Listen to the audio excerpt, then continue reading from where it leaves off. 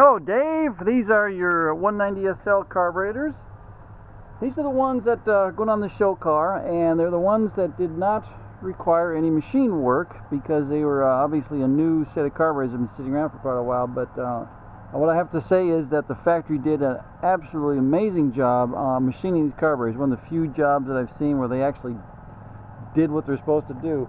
Ordinarily, the machining tolerances from the factory on these carburetors is pretty poor, but they did an exceptional job on this set.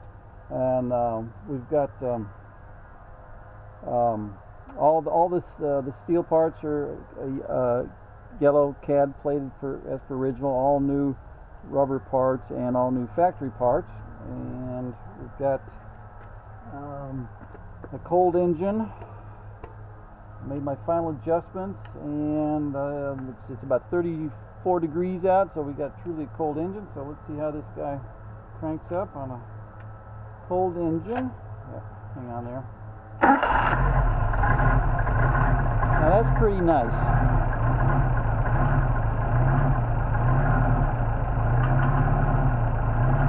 And you can see our choke is working. See what the choke does. When you're choking it, you're closing the butterfly for the choke, but also physically operating the linkage, the throttle linkage, and increasing the idle. And that's controlled by a little bitty screw back here, which we have to adjust. So now we've got some really nice carburetors. This is without even the engine warmed up. So there's a warmed up engine here.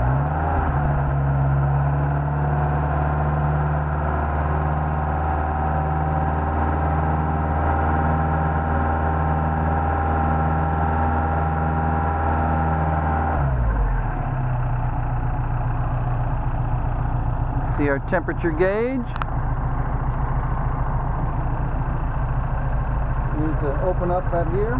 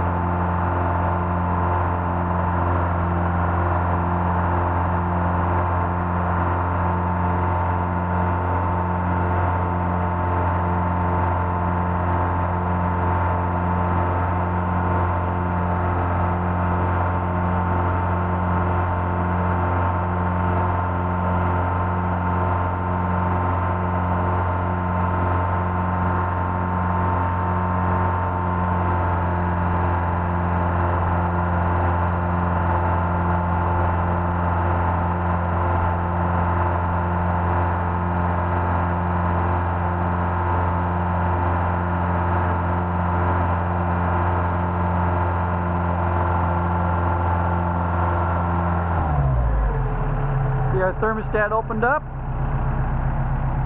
and let's go back up here.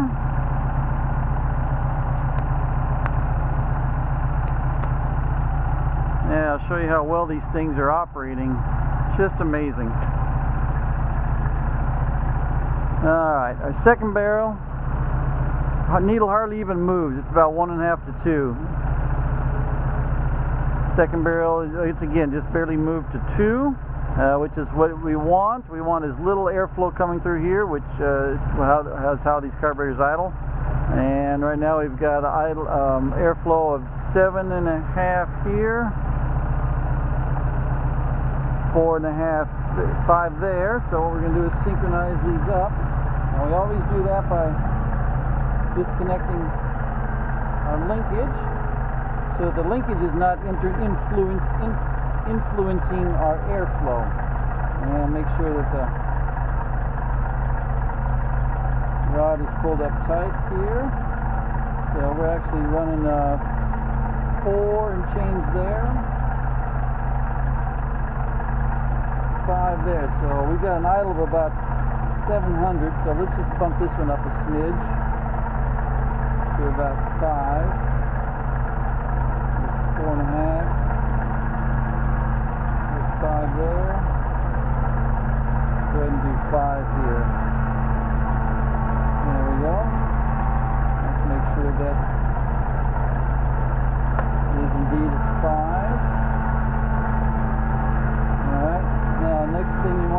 be able to snap the linkage on here without changing the idle. And that's why there's a turnbuckle. And we'll just screw this in real quick. We check our figures, 5. Idle is about 800. And we've already adjusted our idle mixture screw, and that's just a simple adjustment of screwing it in until the engine starts to falter and screwing it out until it falters and getting your midpoint.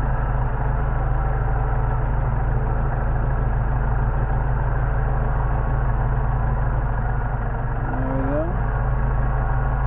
Bring it back out.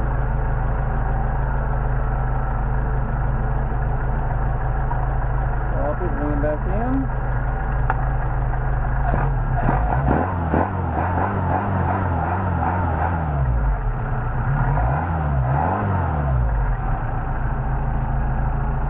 May have seen a little fuel dripping out of here.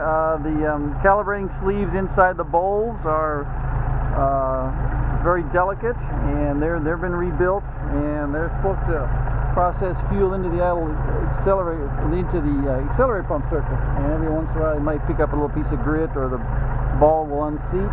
But that's why they put drains on the bottom of these things, because that's the way the carburetors were made.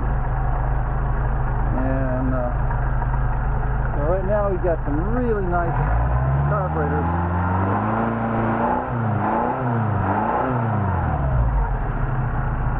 And what's nice is the repeatability. You can rev it up, it goes right back down to a smooth idle.